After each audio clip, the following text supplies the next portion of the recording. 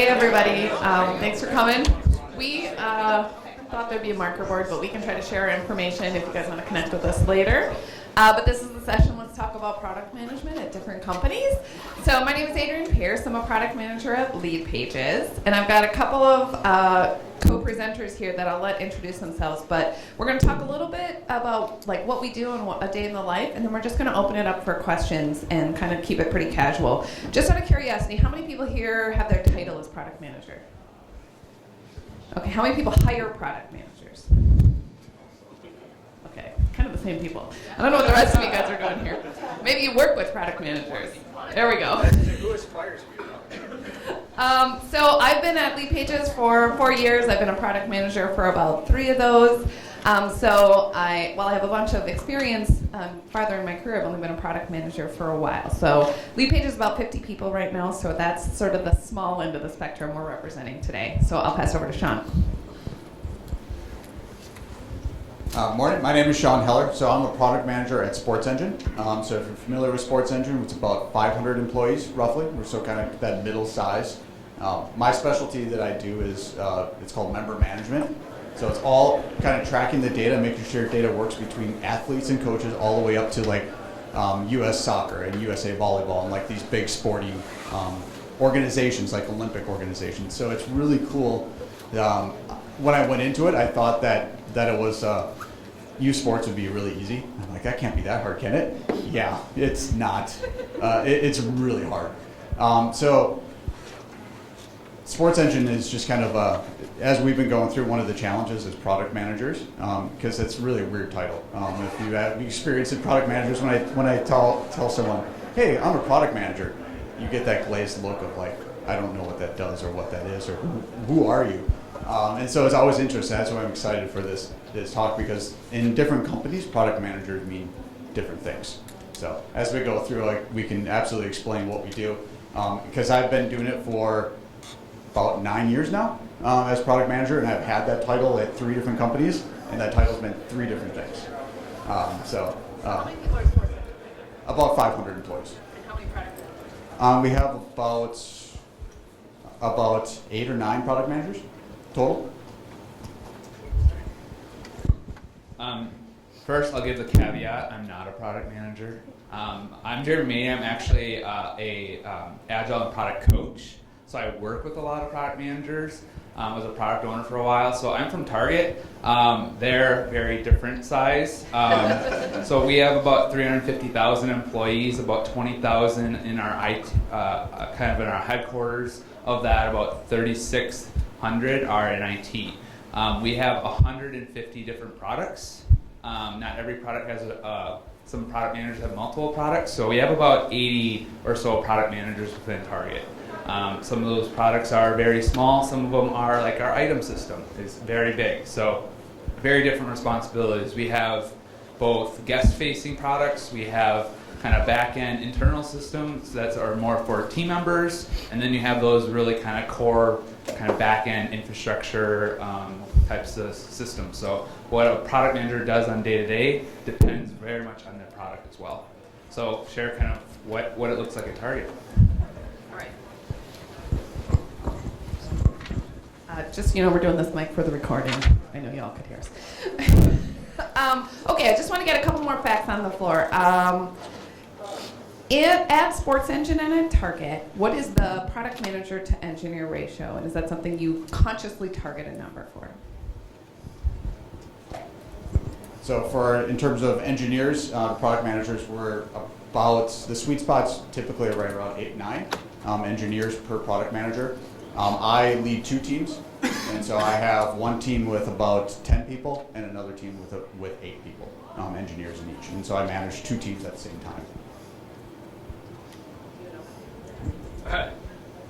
My favorite coaching answer, it depends. So for what a product manager means, usually that means you're leading a product, and there's usually anywhere from, it could be probably about 3 to 14 teams underneath you. But as a product manager, you will probably have several product owners reporting to you. So the product owners usually are the ones working with the team day in, day out. a product manager is kind of that higher level strategy. They're more responsible for funding, visioning, outcome definition, making sure that, how is that product competing with other within the industry, whereas the product owners are then going to work more with the teams to figure out what's that strategy, how to make that strategy come to life. So it's kind of a partnership. So when we talk about product management, it's the product owners working with their product manager to define that. The product manager's kind of that higher level. So it's a little bit of a kind of different aspect. A product manager won't work with a agile team day to day. Yeah. So I do have a product owner. So my previous companies, I actually was a product owner and product manager all in one. I actually even had to do my own user experience and like do my own wireframing and go through that process. I now at Sports Engine, where Sports Engine is large enough, I actually have a dedicated product owner across for each team. So we're not quite to that scale, but we do have product owners, and so we have that division role, which has been a blessing.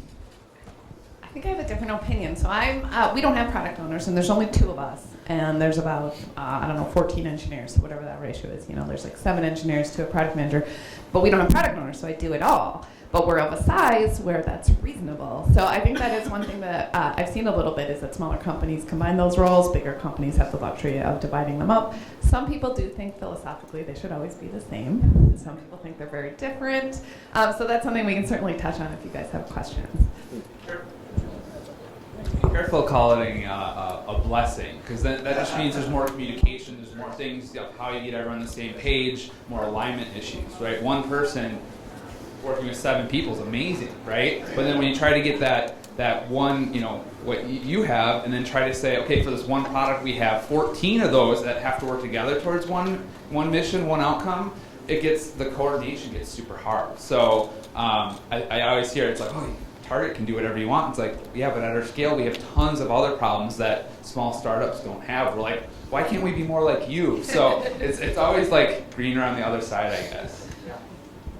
Okay, here's my last question, then I'm opening it up. Do you guys follow a process like Agile sprints with 2-week or 1-week timeframes, or Kanban, or combination, or it depends?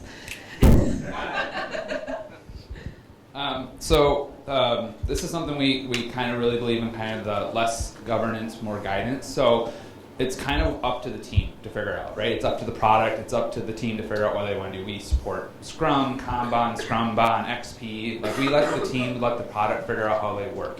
We're very flexible, and this is coming very much from a coach stance, very flexible on figure out what works, right? Let's not force you into a specific process or a certain way of doing things if it doesn't make sense for you. Now, it doesn't mean just go off and do whatever you want. Those frameworks are there for a reason. They found they work. They're very helpful. Start with those, and then figure out what's working, what's not working, and adjust. So both of my teams follow an agile sort of process. Each team is different. So other product managers at Sports Engine, each team, to that point, each team does their own. We have 2 teams that are actually completely Kanban. So it varies team to team. So each team's kind of can make their own decisions, but with some guidance is probably the best way to describe it. Lead pages, we do Kanban because we're small. So we don't do any estimation or sprints. All right, who's got a question? I'm going to have to walk over here with this. Hi, my name's Anna. I have a question for anyone who may be aspiring one day to be a product manager or see some of the skill sets that product managers use and find that interesting.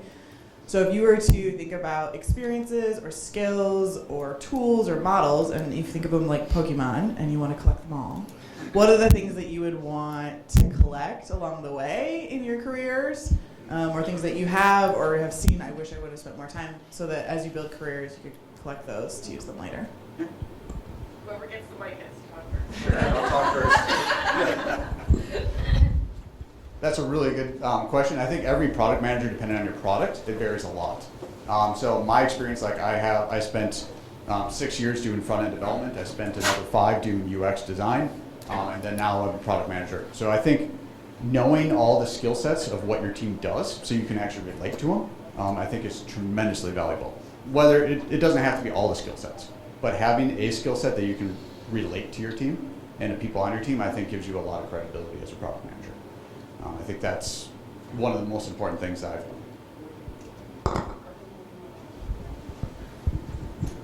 done. The product managers that I see they doing the best is really all around how do they connect with people. It's all about the relationships they build, right? Because whether it's working with the customer or user of your product, trying to understand what they need, whether it's working with a stakeholder to help them understand why they're not getting their feature this quarter, right? Because there's this other thing that's more important, but not just saying blatantly no, but helping them understand and building that. Whether it's working with your teams, your engineers, your UX, your design, your whoever, like your peers even, how to build those relationships, how to make that connection, I think is the biggest thing and the most successful thing. Because if you can't do that, you're not going to be successful. So how do you build relationships with people and keep that conversation going back and forth? Because you're going to be communicating in a product manager role with people all day long. That's kind of your job. To get a little tactical, if you're like thinking, I want to be a product manager one day, I think along those lines, no matter what you're doing, you're going to be working with engineers. Some people would say you should be an engineer. Some people would say it doesn't matter. But what I do think would be helpful is if you either in your day job or somewhere in your career can find yourself in a place where you're working with technical folks and like see if you like it, see if you like how that works, how do you relate to those people. If it's not in your day job, you could do like a hackathon or like a startup weekend and kind of get a sense for like, is this the kind of interaction I want to have? I totally love working with engineers, so that was something that really drove me to product management. So it's something to kind of test out, and then I totally would reiterate like the communication piece. Like it's just there's no getting around it. You're like kind of the center of a wheel, and you got to work with everybody. Yeah, the only other thing to add is learning how to communication skills and like learning how to say no. That's probably one of the biggest things. If you're going to that point, if you don't learn how to say that and communicate that well, product management will be really hard. There's somebody back here.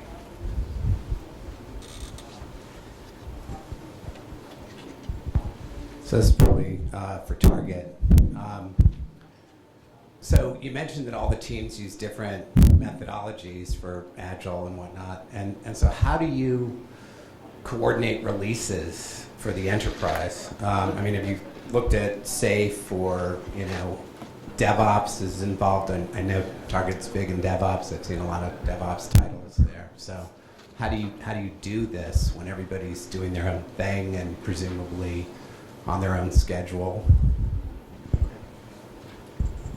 It depends.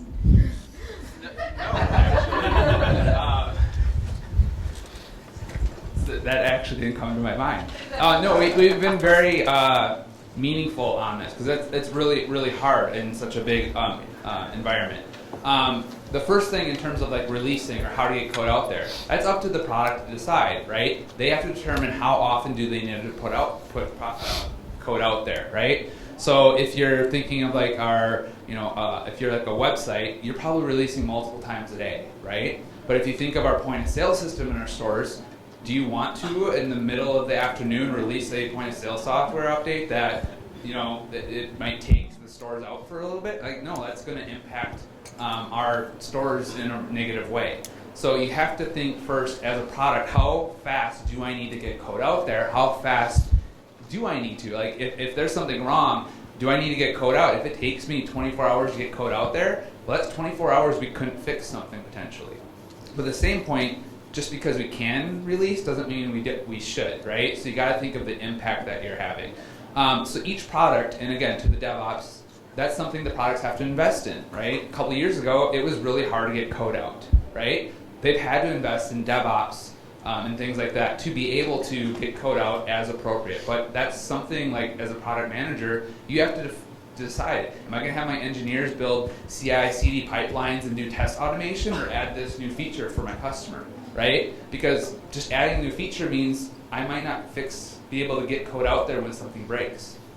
So what's the balance between it, right? And that's the being able to say no, right? I'm not going to do this new thing because we have to go invest in automated tests, or it's going to take us a little bit longer because of that.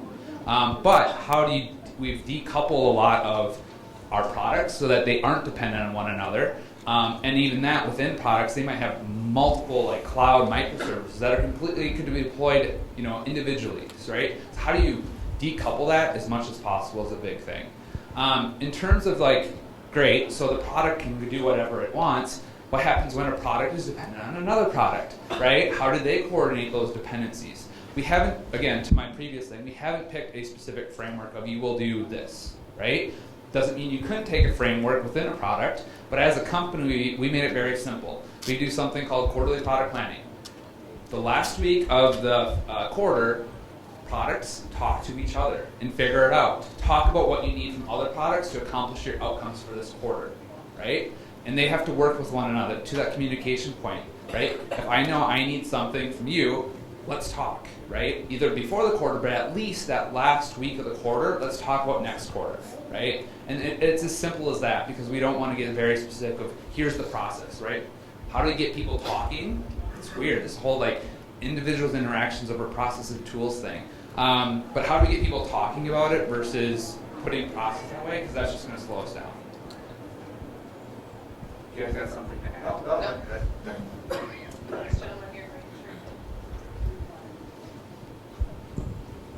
Y'all talked about the roles of product managers and product owners.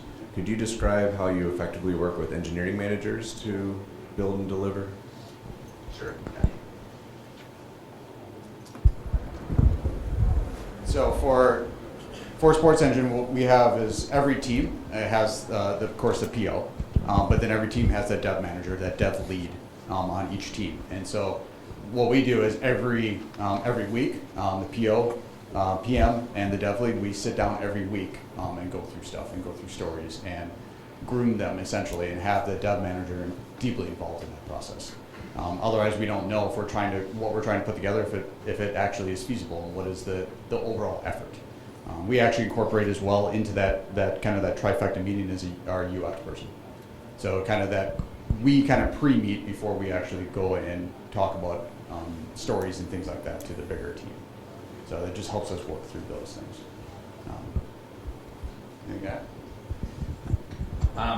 Kind of our skills, so we have our product managers, which is like our director level, and for every product there's also an engineering director, and both of those are responsible when they go and get funding for their product within Target. They have to present together about what we're trying to accomplish. So they both are talking strategy, because there's two sides, like what are we building, and like from a tech side, what are we doing, right? Because there's tons of technology strategy as we're trying to accomplish a lot of legacy technologies we're trying to move away from. So it's the constant collaboration there that needs to happen, right? So it's not just one or the other. There's that, it has to work together, right? You're a team, you're presenting together on what's the outcome you're going for. And that's a huge partnership that we continue to keep trying to build, right? The engineering and the product together, because we're all in it success. So like, what does success mean together in defining those outcomes? Right? Because if we only build new things, eventually the other side of it we like to talk about, like eventually your product's going to start falling, you're going to get more issues, and you're not going to be able to release code and things like that. So what's that balance?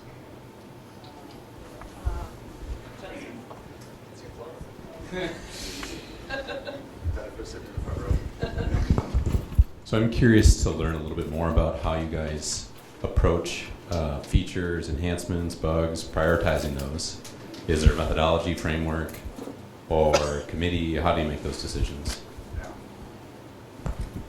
So at Lead Pages, we're small enough that it's a pretty cross-functional group sometimes, particularly on features. So like marketing has input, engineering has input, design, product, and all of our leadership. But when it comes to bugs day to day, it's really just me and the tech lead, or we're sort of able to span all of the stakeholders there.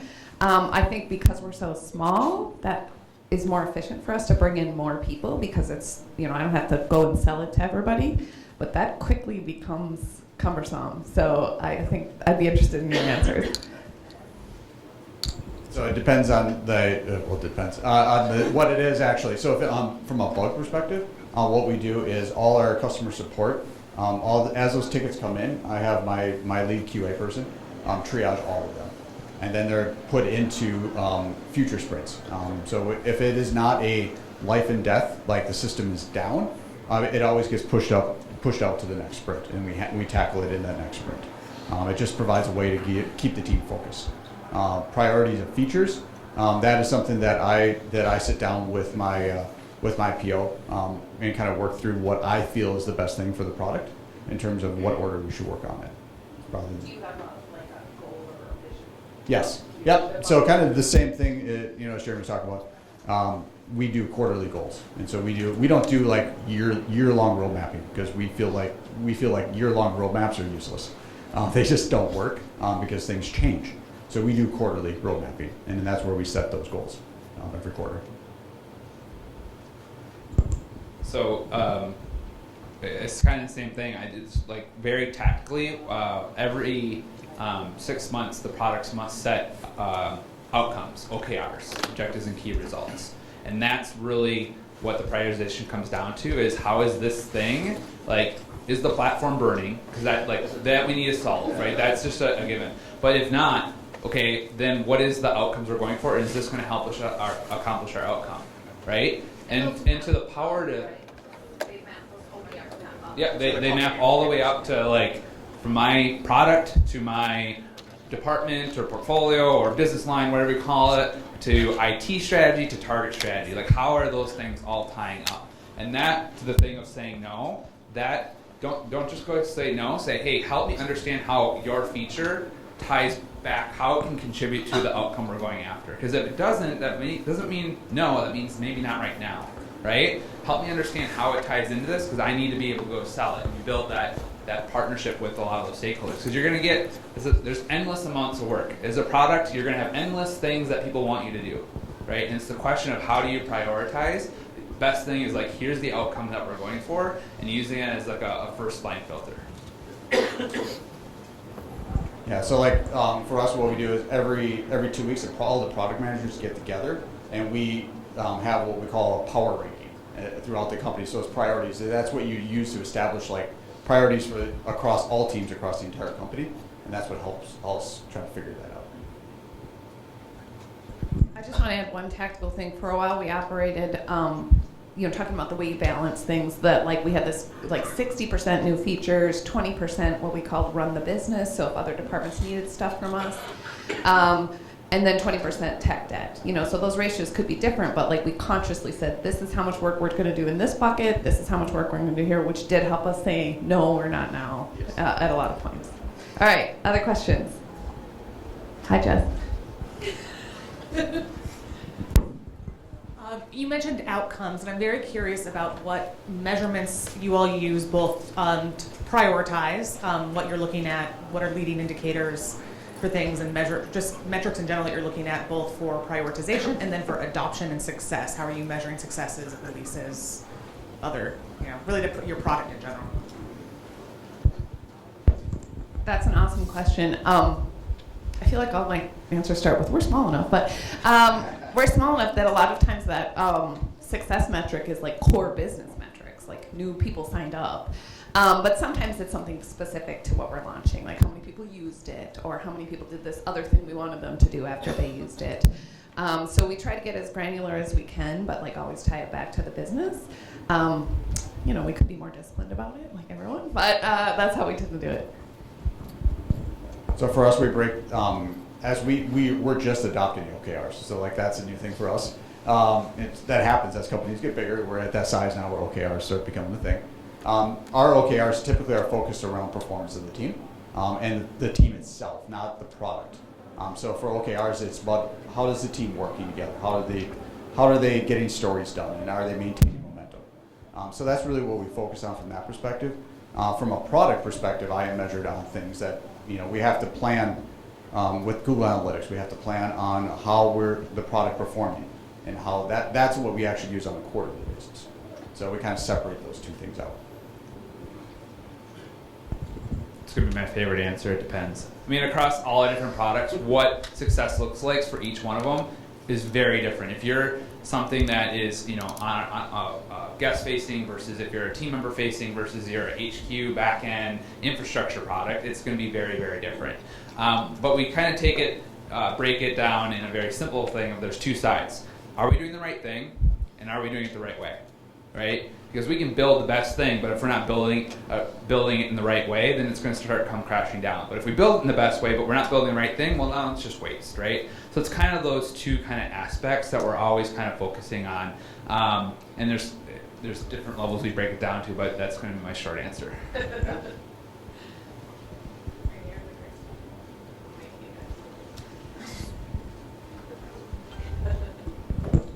So I am where you were, at least, where I do everything from ownership management, UX design, UI, front end coding. Yep. I get to outsource the back end stuff, but that's about it. Okay. What are your tips for being productive at that scale, where my biggest opponent is time, basically? Yeah.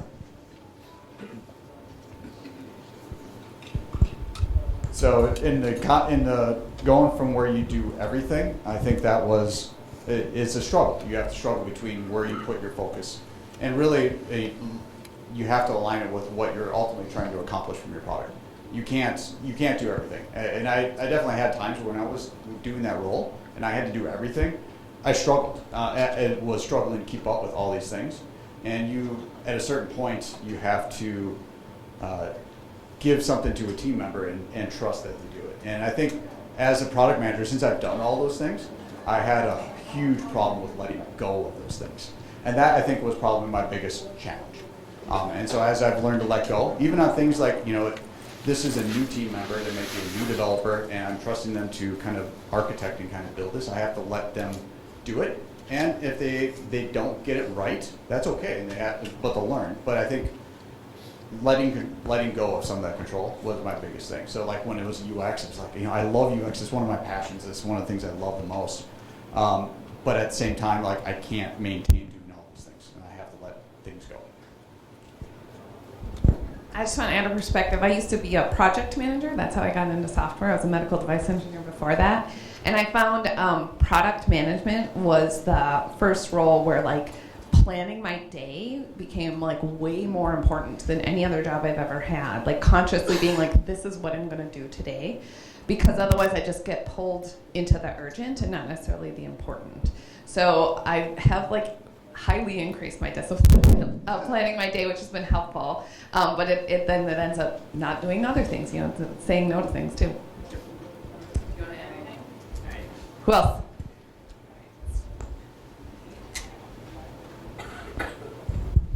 Good morning. Quick question. In your respective contexts, in your orgs, and your teams, what do you not like about how product management is going? What would you like to change? What is that instant make-a-wish, we're done with this practice or process or routine that you do? Not necessarily. I think for me, one of the hardest things, so there's two things that I would say to add to that. One is the hardest thing for a product manager is that decision of when do products die. That's a really hard thing to do. And future pruning, those are also very things, because you may be emotionally attached to it as a product manager. So those are things you have to learn to be able to let go and kind of separate yourself from that. The other thing is, if I had a wish, is how product management interfaces with, in our organization, sales. So Sports Engine is a very heavy sales-oriented organization. And so how we interact with sales and how sales likes to promise things that they can't deliver on because I have to deliver on it. That is one of the things, if I had a wish, that would be the thing, how to make that happen. I probably spend a quarter of my day managing that and mitigating that. And it's not like it's wasted time, it's just education and helping people understand. Because salespeople are excited. They're excited to make sales because that's just what they do. So. Mine's going to be a little bit not detailed, very generic, but my biggest thing is the struggle I have with product management right now at Target is it's very specific on the tech, right, and just the tech. And the thing is, so my example, the tech for our point system could be awesome, but if the cashier there is rude to you, that whole experience is bad, right? It doesn't matter.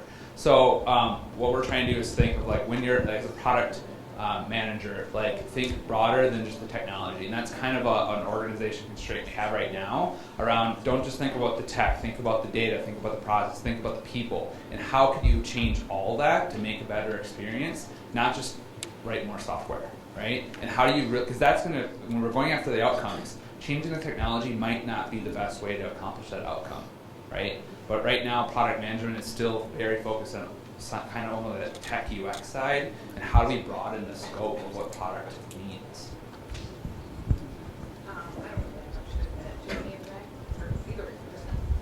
The one you're closest to. We'll work over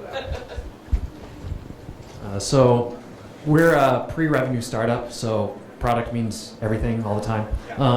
And one thing that we're struggling with right now is what are the appropriate structures and foundation to put in place as we're looking to build team, and how much do we just need to recognize that people are people and we work with people? I was wondering if you could each kind of give an example of when you double down either on structure, we're going to do it this way because that's how we do it, or we're going to recognize individuals and make concessions, or and when that blew up in your faces. Yeah. Good question. This comes back to a small team as well. I think at one point we were we all need to be generalists. All of our engineers need to be generalists. That'll make us faster. Then we can put people on whatever comes up. It'll be amazing. And if you want to be senior, you have to be a tech lead, and you have to work with product managers and work with marketing. And the reality was, some people just don't fit that mold. They want to be a principal engineer and not a senior engineer. They want to just be better and better at their craft, and they do not want to manage people, and they don't want to be the person who interacts. So we pushed a little too hard on that, that you need to be a tech lead if you're going to be a senior person, and that was more we should have just been these are the people who are here and they're good at what they do, and let's just lean on that. And another point was that at some point we got small enough that a 2-week sprint where we're estimating and all the formality of Agile ended up not being a benefit. So we just kind of were let's do Kanban, and we trust our engineers to work as quickly as they can in a quality way. So those are a couple points where we tried something, maybe it didn't really work for us, and we adjusted. So that lesson's actually a very valuable one. We have this similar situation where we have developers who you have to realize that they don't want to be. Not every developer wants to be a lead developer. They don't want to be a tech lead or a dev manager, and letting people choose. And that was one of the big things at Sports Engine, because we had people who were in a dev manager position that shouldn't be. They just thought that was part of a natural career progression. You have to realize, and we had to separate the role and kind of change roles as a result of that. We also hire people, and we focus on the people that we hire. So I have a new lead developer that is for my team that starts next week actually, and we're mostly a Ruby shop. We do a lot of Ruby, and he's never done Ruby before. So I have to take a chance on that, but I like his approach. I like the way he works. I like the way he thinks. And so to me, that's more valuable than, does he actually know this language? No, but he can learn it. And he's got the aptitude for it, so you have to take a chance. Coming from a company that's been around for 50 years and the scale that we are, it's been interesting over the last 5 years or so of the shift towards people, right? Because we came from a very legacy. Here's the process. Here's the documents you fill out. Here's what you do. Here's the review boards you go through. And it very much shifted of what do we value, and it's really more around the people. We even it's a big initiative. We don't do resource allocation. They're not resources. They're people. Right? Call them people. You will get called out if you call people resources. They're people, right? You can call money resources or hardware resources, but people are people, right? And so it's been a huge value shift at Target of, what do people want? What do you want in your career? Don't force someone to stick in a role or on a team they don't want to. As a leader, you need to understand what that person wants to accomplish, what they value, what they enjoy doing. And how do you get them in a role? If they don't want to be in your product because they don't like the technology or the direction it's going, or they're just bored, move them to seek out opportunity. Don't keep them reporting to you, right? Really understanding and focusing on the value of people and understanding that they are not going to fit in your little box was really important in shift in leadership. do you know all these people by name? Like, Most of them, yes. Question related to the non-technical aspects, kind of dovetailing a little bit off what you highlighted. How do you make sure you have the right inputs? What % of time do you spend talking to prospects and customers? And I'm also curious to know, like, how do you engage in other activities like your go-to-market activities? Do you set prices? Do you build the sales collateral? Like, how do you engage in those functions?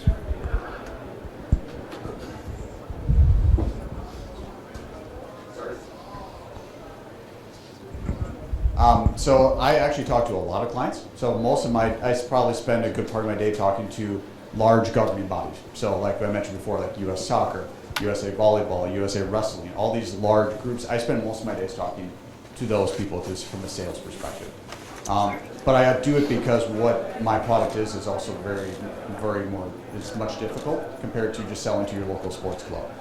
So there's a lot more intricacies. And so I think we make that dividing line between a product manager has to communicate to the larger groups, to those larger governing bodies, but salespeople usually do all their own collateral then for a small group. So we make that clear division between audience, I guess is the best way to do that. We try to talk to customers, every week, and we also have a sort of like a mentality where like we kind of feel like we're lost, we don't know what we're doing with this feature, and the default answer is like go talk to some customers. So we try to be really customer backed. We're like a B2C-ish business, so that kind of makes sense. And it depends on where we're at. Like if we're like, okay, we've talked to 100 customers about this new thing we're building, let's just go build it, then we'll take a little time off from talking to customers. On the marketing side, I don't do overly any marketing. I work with marketing, I help them write. When they write things, I'm like, that's not true, this is true. And help out in that way, but and we don't have a product marketing function either. We have marketing and we have products, so we kind of collaborate, but that doesn't fall to us in our organization. Do you do marketing? For us, it really kind of depends. If you're a guest facing, like you could, I know our products literally will just go down to our Target store in Minneapolis and ask people who are shopping there, hey, can we get 5 minutes of your time and we'll give you a gift card, right? And they'll do that to get some feedback, right, for the things in the store. Other ones, and it's a little easier. I mean, a lot of the software we build, you guys people who shop in our stores never see, right? It's this things of designing the things that we sell in our stores. It's our back-end infrastructure. So they're dealing more with the team members themselves. So it's the customers that they're building are for other team members. Any of our infrastructure whose customers are other engineers, right? So they can do those type of interviews. From a product manager perspective, I'll just want to re-echo, like that's a lot of what your job is at Target as a product manager, is understanding the strategy and the customers and where we're going and making sure our vision is correct, right? That's mainly what a product manager's role is, right? The product owners tend to be the ones that are writing stories, writing the epics, figuring out the details of what's actually going to be built. It's the product managers all about understanding the customer and the competition and where we need to go with it. So they're heavily engaged with customers. One more, last one. Oh, sorry, I tried. Oh, sorry. Stay after lunch. Kind of related to that, how do you cheaply test those ideas before you spend a year building a feature or uplift a big legacy system and then figure out, oh, we shouldn't have spent all that time doing that? Yeah, absolutely. So we spend a lot of time with a couple different products, and so we focus a lot in, if you're familiar with Envision, it's a fantastic product for doing that type of testing. So we'll do a prototype with Envision, and we actually then sit down with clubs, with sporting organizations, and actually test that stuff, get their feedback. We also use, implement in our product, we use Full Story, if you've ever heard about that. It's essentially a screen recording type software, so you can actually see that. Our UX person sits down. I have a dedicated UX person on my team. They sit down with the recordings from the week and pick ones and go through it and find out why are people clicking in the wrong spot, why are they dead ending, why are they backtracking, that kind of stuff. So that's how we test and work through that. I'd say that's like the biggest shift when Target moved to product is the not assuming we're right, but actually assuming we're wrong. Always assume whatever you think is a good idea is wrong, and then how do you go prove that it's right? And that's all around discovery, right? And that's where a lot of product management needs to focus on, is how do we weed out bad ideas, right? Because we assume 70% of our ideas are wrong. We only want to build the 30%, because having our engineers build it and realize this is the wrong thing is extremely wasteful, right?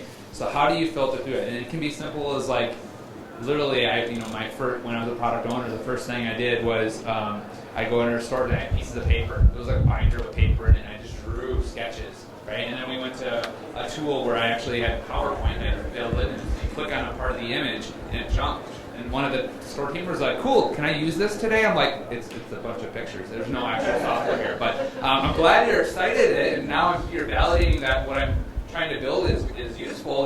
But then you also have to not make it too realistic that they think it's actual software. So, but that allows us. I can build pictures in PowerPoint in minutes versus actually writing the software would take weeks. So validating it early is, and always assume you're wrong until you're actually proven right.